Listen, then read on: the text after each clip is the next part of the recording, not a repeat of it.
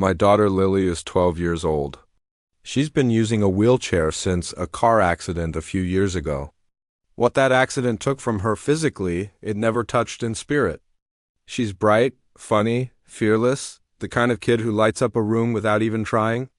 We live in a quiet suburban neighborhood with a very active homeowners association. Most of our neighbors are wonderful people. But then there's Karen. Karen is the self-appointed queen of the HOA, the kind of woman who thrives on control, who treats minor rules like federal law. Our issues with her started small. A warning that our mailbox was an inch too high. A complaint that Lily's flower pots weren't an approved color. Petty things. Annoying but manageable. Then the focus shifted. Karen began filing complaints about Lily's wheelchair ramp, calling it visually disruptive. She claimed the soft hum of Lily's power chair was a noise disturbance.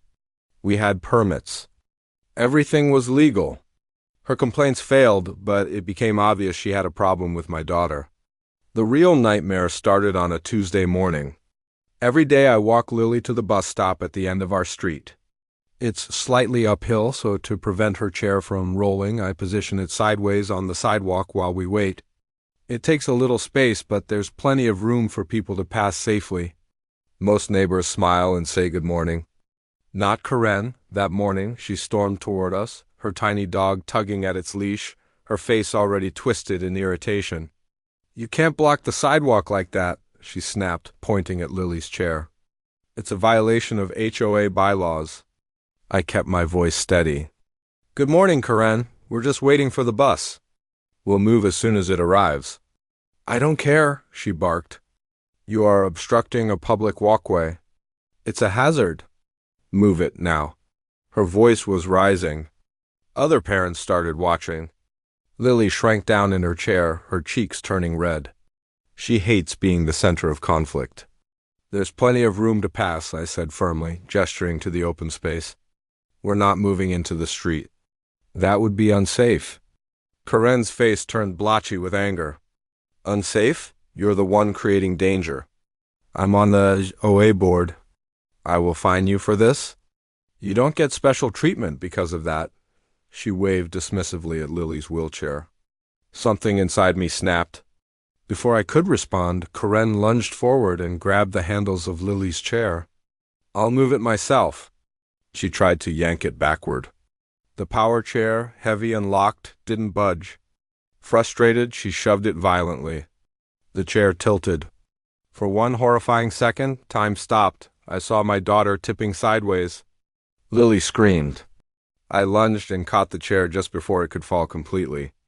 My heart was pounding so loudly it drowned out everything else. I turned toward Karen, shaking with rage. "Get away from my daughter. Don't you ever touch her again." Other parents rushed over. Sarah wrapped an arm around me.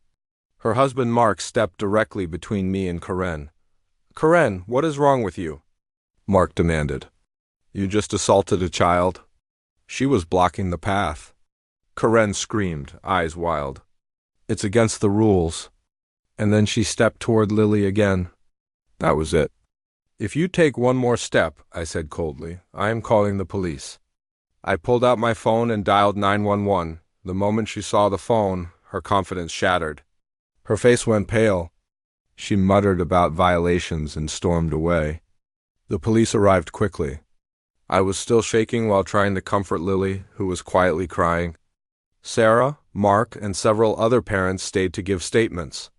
They all saw Karen shove the chair. The responding officer was calm and compassionate.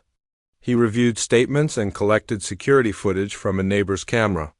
It captured everything, including Karen's shove. Later that afternoon, the officer returned. Karen was being charged with assault and reckless endangerment of a child. Because Lily is a minor with a disability, the charges were more severe. Apparently, Karen tried claiming we assaulted her, but the footage told the truth. News spread fast. The HOA held an emergency meeting. With witnesses and a police report, Karen was unanimously removed from the board. She was fined heavily and issued a formal warning. Any further harassment would trigger legal action from the HOA itself. A few days later, we were granted a restraining order. Karen must stay at least 100 yards away from Lily and me. The next morning at the bus stop felt different. Neighbors we barely knew approached to check on Lily. Some brought small gifts. Others gave hugs. The community showed up in a way I'll never forget. For every Karen in the world, there are dozens of good people.